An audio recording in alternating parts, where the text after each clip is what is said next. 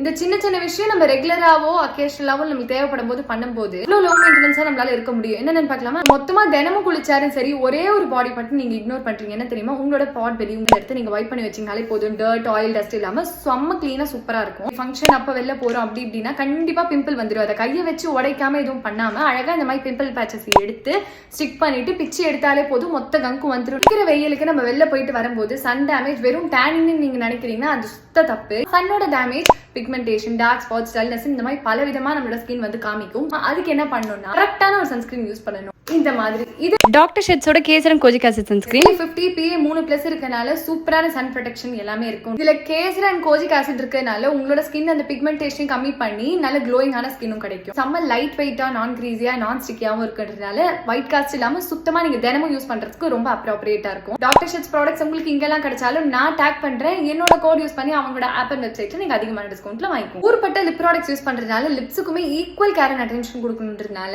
வந்து ஸ்க்ரப் பண்ணிட்டு அழகான ஒரு லிப் பாம் யூஸ் பண்ணி முடிச்சுக்கோங்க. வீடியோ ஜஸ்ட் ஸ்க்ரால் பண்ணிட்டு மட்டும் விடாம தினமும் நீங்க பண்றாமே பாத்துக்கணும். சரியா?